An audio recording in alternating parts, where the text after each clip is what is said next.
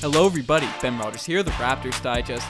Ryker, we've heard a lot of things over the past year or so about tampering and involving the Raptors, but usually we're on the other side of the tampering happening, as all last season we had the Lakers and the Clippers constantly being the name for our superstar player Kawhi Leonard, and eventually the Clippers tampering worked and he ended up going down there, even though it just wasn't just the tampering. I'm not only blaming on that, but we're on the other side of it right now, and Sports Illustrated posted an article that there's a lot of tampering expected in Orlando, where Giannis and the Raptors will share a hotel.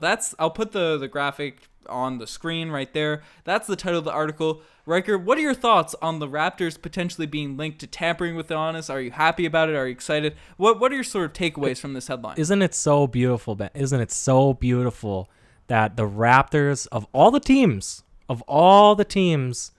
that are going to be in that hotel together, all in contention for the big Giannis sweepstakes, the Raptors were the team that were name dropped specifically in the American media, which must mean that outside of our sphere, which we've been vying for maybe 2 years now, that Giannis, all of these little conspiracy theories and these reasons that Giannis should come over to the Toronto Raptors, maybe there's some validity there now, Ben. And maybe because you made one of the most ingenious, it was supposed to be satire, but it made some good points. It was a recruitment video for LeBron back when he was a free agent. It didn't get the love it deserved. If you guys who are listening now, you want to go back and give it it was comedic, but I didn't play any part in it. It was well edited.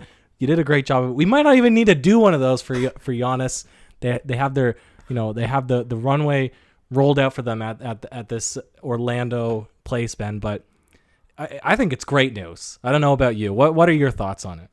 I'm in complete agreement with you. The worst thing that can happen if the Raptors get charged with tampering or whatever, the league doesn't break down on it. The Clippers were literally sending people to our games to watch and try and meet with Kawhi Leonard. They didn't have any repercussions, I think, except for Doc Rivers saying his name on a TV show, which happens every day. So, nothing bad is going to come of this, if the Toronto Raptors do start talking to Giannis in this hotel. In the article, they say that an executive named this sort of hotel space as Tamperpalooza in Orlando. So people are going to be talking to other people, and we've been talking about Giannis coming to the Raptors for a long time. We'll get into some other players as well in this video that we could potentially, sort of tamper and recruit with, but in the specific hotel the Raptors are sharing with other teams, they're sharing it with the Bucks that obviously have Giannis, the Lakers, the Clippers, the Celtics, the Nuggets, the Jazz, and the Heat. So a lot of teams are in there, and the other team that sort of catches your eye when you see that list of names is the Heat, because they're the other team that's sort of been linked to Giannis Antetokounmpo. They're clearing cap space. Yeah, they've been clearing cap space for him. They want Giannis on their team. They've sort of been the other sort of roster that has been saying the 2021 season they're going to go for Giannis, but the fact that the Raptors were named ahead of the Heat in this sort of SI article is really interesting. It's really cool to see. It is interesting, and Jimmy Butler, he's got his own little YouTube gig going there now. He probably thought, okay, it's a very player-driven league, though, isn't it? I mean, it's been that way since probably forever. Probably forever, Ben, but even back in the days when you had the old banana boat guys and they're all hanging out on the, at somebody's cabin, LeBron and Chris Paul and Dwayne Wade and Melo, right? That these guys, they're talking all the time. And we saw it this most recent season where you have Kyrie and KD talking to each other. Was that the All-Star game? They're saying, how about New York, though? It's a very player-driven league. Mm-hmm. So obviously, tampering to an extent, it's always existed. And the NBA officials, they know what's going to happen here now. They have this place set up with spas and everything, all the amenities for these guys here now when they're going to be in lockdown and playing at the same time. But as Jimmy Butler, he's also created a YouTube channel. He must have felt threatened. That must be a big pull for Giannis. He sees Serge. He's like, if I go to the Raptors, I could feature on, How Hungry Are You? So that's, there is some competition on the YouTube space, but Ben, on a more serious tone, I think does this even play an advantage to the Raptors specifically? I would argue no. I would argue no, not specifically, because every team should have equal opportunity to talk to Giannis if that's what their intentions are, no?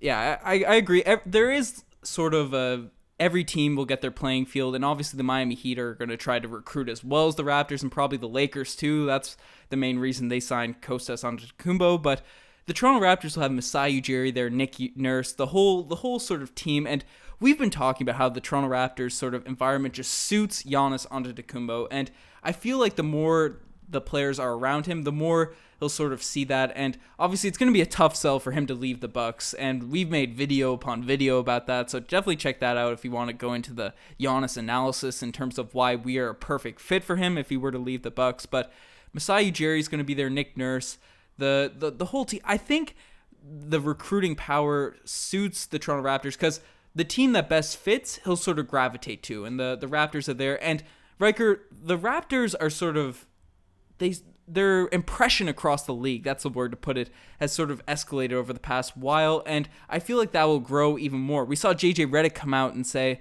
on the Bill Simmons pod, the videos on the Instagram, about how he loves the Toronto Raptors, it's his favorite team to watch, and how well we've played this season, how we'd love to follow him. We could probably make a video about potentially bringing JJ Redick in 2022. I think he's a free agent, but the gravitation towards the Raptors is not necessarily the warm weather like Miami or something like that. It's the players, it's the culture, and that's the sort of thing that will rub off on a guy that's being surrounded by it day in, day out in the same hotel.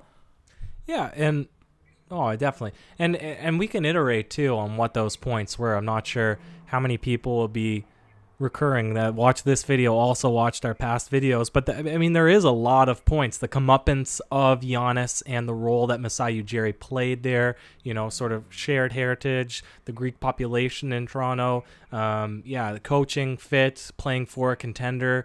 There are a significant amount of points. And then how many, but you bring up weather, Ben. You do bring up weather and say that, we have all these other things, but at the end of the day, was weather a factor for Kawhi Leonard when he left? I don't know. Was it just that he wanted to go back and play for home? Was he wanted to be in a bigger market so he could have, more sponsorship deals, or he could get more money from his shoes? I'm not sure. And that's the same questions you'd have to ask in this big sweepstake for Giannis is, what are the things that he prioritizes, not just as a player, but for the rest of his career as, a business person, right? Or a person that has a bunch of options to him that is going to be the superstar on whatever team he decides to go to. And then even more immediate than that is, I think it depends a lot. And we've talked about this, and we've talked about it. It depends on the success of the Bucks this postseason. Yep. And if they get knocked out early, and hopefully they get knocked out by anyone other than the Toronto Raptors before the finals, right? Then we can get into that conversation, right?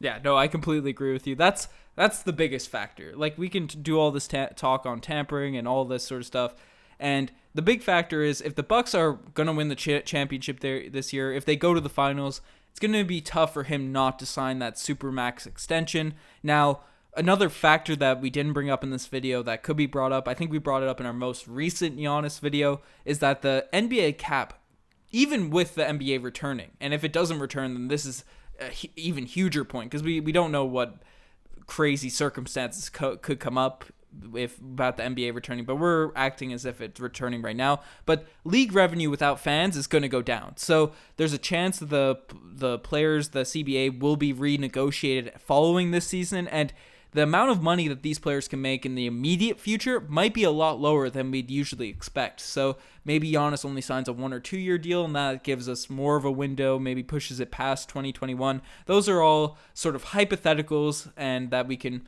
talk about forever. But I think getting in Giannis's ear, starting to recruit him right now, is a big thing for either bringing him in 2021 or whatever circumstance, whatever may happen in the future. So I definitely think this is a positive thing. I'm happy we're put there above Miami, sort of in the SI article, even though there are two teams that have been put out there, they're going to go after Giannis in that coming 2021 offseason. And even though there has been people talking about Miami, I think Chris Broussard did a take on ESPN or whatnot. But Riker, what are some other guys that you'd potentially like to see the Raptors recruit in this bubble, particularly through these sort of 7 teams that are staying in the hotel? A couple names I've sort of brought up is Jamal Murray, and a guy that's been sort of disgruntled in his city is Donovan Mitchell. Do you see any of those guys you'd like to see the Raptors sort of recruit for the future, or anyone else really in this sort of bubble? Hold up now. What's the story with Jamal Murray? Has he not been offered or has he not signed his Supermax yet? Oh, yeah, he's under contract for the next 3 or 4 seasons, but just talking, because the recruitments, we saw the big three in Miami happen 3 years prior when they met up in the USA Olympic team back in, I don't know the specific date, I think they came together in '07 and the Olympics were in 2008, so we'd be recruiting sort of long-term for maybe one of those guys, or if Donovan Mitchell's disgruntled and maybe demands a trade, he could put us on the list. What are some players you just like to see the Raptors get in the era of? Some sort of guys you could see the Raptors potentially, players you could see on the Raptors in the future, so to speak. Let me just drop my 2 cents here, and then I'll let you run with the player specifically, because this is the real challenge that the Raptors will have with any sort of recruitment, is that your recruiting is based on culture and not on a specific player, right? Before you could say, join with Kawhi, you have a pretty sure shot to win the championship. Now you can still say, join, there's a really good culture here, there's a solid guys, we've been perennial contenders, and you could be the piece that brings the team over the edge, right? I think that would probably be the argument. But, we have guys on expiring contracts and guys that are aging, and we're really putting all of our chips into Siakam, Fred VanVleet. That's not really solid to bring in guys on the, a tier above them for now. And Siakam, another season, he might be the guy that draws people in. But it's hard to say, you can make any sort of pull for 3 years down the road when you might not have Lowry, Ibaka, Gasol will be gone. You don't know how VanVleet and Siakam are going to turn out. Like, it's not the same where you have Miami where Dwayne Wade's going to be a fixture there. You're going to have the same coaching, whatever. You're going to have however many guys, cap space. It's South Beach. It's a great place. Come over, play with Dwayne Wade, blah, blah, blah. Well, Dwayne Wade's retired. No. Well, this is you were talking about before the dream team or whatever. Oh, okay. I thought you meant right now. No. I'm saying, but that's an easy recruitment because they're talking about at the Olympics. Dwayne Wade's, I'm going to be there my whole career. You guys come play with me. All this stuff is still in place. What are the Raptors right now? They have a good, they have a good package they can present. We have a great team. We're always in the playoffs. We're always in the top. You can be the person that brings us over the edge. Come and join, Siakam and VanVleet, who are willing to be the 2 and 3 rather than the 1. If you want to be the 1, that to me, that's the recruitment deal right there. Boom. Right? If you want to be that guy, come here, be the guy, win with us. Right? But can you make that same argument for 3 years down the road? Like, you don't know what the team is going to look like because they don't have that, there's not that certainty yet because our future is on these young guys. But anyways, with that being said, Ben, I don't know. What's your take on it? What are there guys, do you want to go for Jamal Murray? Who else is churning in your mind? Jamal Murray and Donovan Mitchell were the two guys that sort of came to mind when it was players that sort of fit the Raptors culture, have that sort of, under the radar star players, but are productive and solid, play defense, knock down threes. Those are just two names that came to my mind. To address some of the points you brought up, I think Siakam is becoming a player that might get that draw. Obviously, we're going to see he's not at the level of Giannis, but I think he's definitely, in my opinion, above guys like Jamal Murray and Donovan Mitchell. So when recruiting those sorts of players, you'd be saying, hey, you can pair along with this guy and the culture, Nick Nurse, Masai Ujiri, phenomenal track record, and veterans, because even if we don't see all of our veterans staying, a lot of them will stay. We have a lot of young guys that show a lot of potential, and just showing other players the culture of the Toronto Raptors, sort of getting in their ears about how things are done and all that sort of stuff. I think that's valuable in sort of a recruiting pitch, even if it's for 3 or 4 years down the road. Yeah, I mean, fair, but I try to look at it impartially sometimes, non-bias, and I'm looking at the Toronto Raptors because I go back to the, your point that you made with JJ Redick saying these guys are winning games that maybe they have no business winning in due to all their injuries. And we live in this amazing fantasy world or this utopia where we've followed the Raptors for so long. We know they have the ability to win. But if you take a step back and say, I mean, really, how are they winning? Where's the star power coming from? It's not there. There's no star power on the Toronto Raptors. When you have half your starting lineup, what? Name power. I think they're stars. Okay, name power, I will give you that. But when you have half your starting lineup gutted and you're winning good games against top Western Conference rivals, not the best, not LeBron, but everyone else. Hey, right? Yes, LeBron. We beat LeBron with Chris Boucher starting at center or something. Yeah, we did. I know.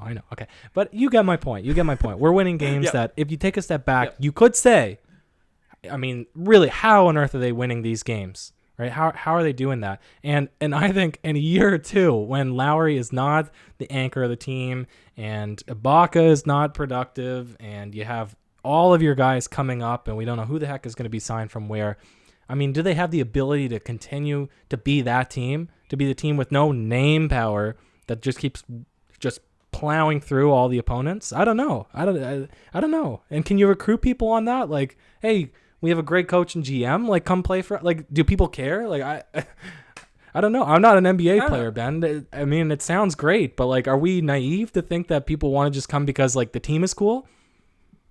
I see where you're coming from, and the Spurs have always been a team that sort of had that reputation. The same reputation the Raptors have been building over the past 7 years is the reputation the Spurs have had sort of over the past 2 or 3 decades. No, but they got drafted. They just put solid players around. Yep. You can't say that they've been a good team for recruiting. No, so here's what I'm saying. They have had some players come in and say, hey, I want to be a part of the winning culture. They did always get interviews with the big names. They always had, when KD was a free agent, apparently the Spurs were in his top 3 choices. LaMarcus Aldridge was the guy that went there. The Spurs were always name dropped with the superstars, but they never really went there, and they were always good. They always got some bubble free agent, like Steven Jackson, I believe, went there via free agency. They always got those sorts of level players. So I think they were a solid enough. They did a solid enough recruiting pitch off of that development thing and all the stuff that you brought up. But the thing about Toronto, it's a bigger city. It's more of an attractive city than the San Antonio Spurs, in my opinion. I don't think it is. I don't think it's bigger. I don't think it's bigger. It's definitely a bigger city. I don't think it is. Toronto's like Toronto has what, 3 or 4 million people. I mean, search it up. Not Houston. Texas is massive.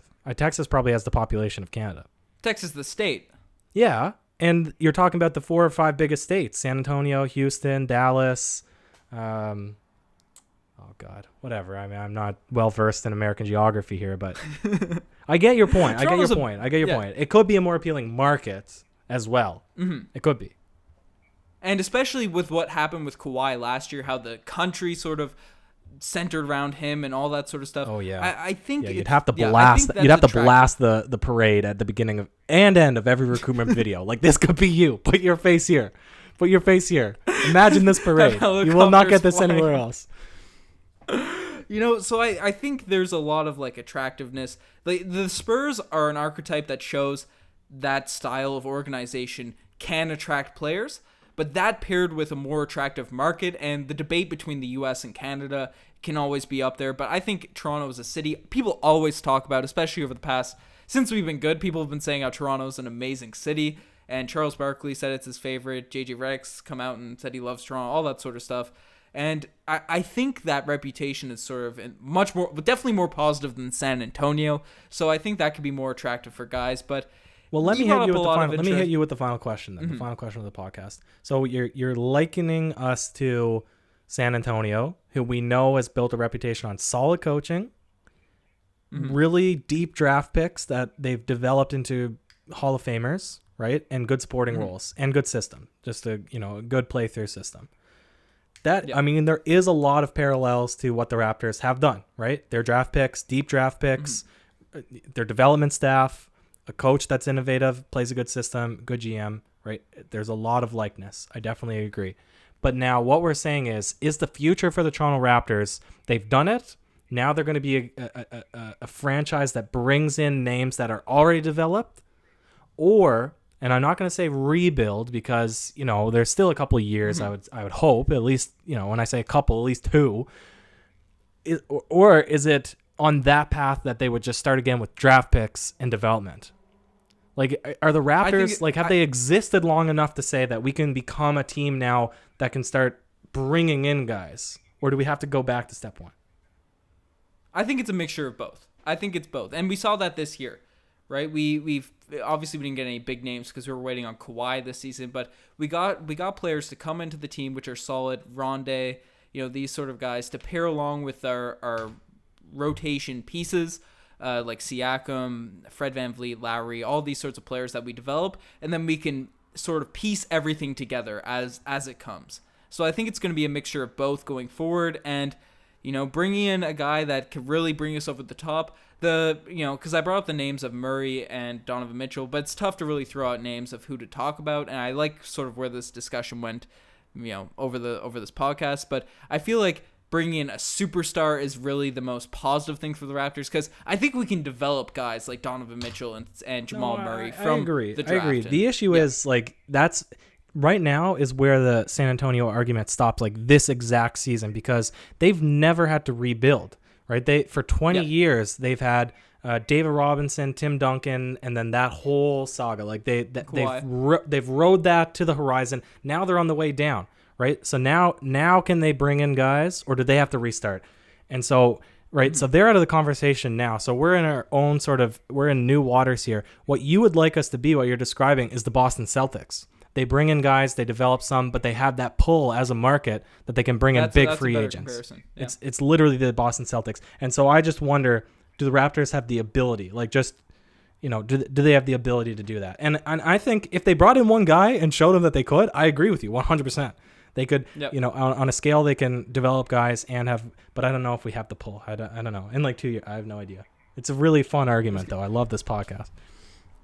Yeah, it's going to be interesting to see. Let us know what you guys think in the comment section below. Do you think, firstly, are the Raptors does this benefit in the quest for Giannis? Is this going to help bring in free agents in the future? How do we sort of want to build this franchise going forward? Got into an in-depth discussion with this, so let us know your thoughts in the comment section below. Check out the Twitter. The Instagram has been popping lately, so definitely check that out. Yeah, you're the best to make this far. Ryker, any last words? That's it, Ben. Cheers.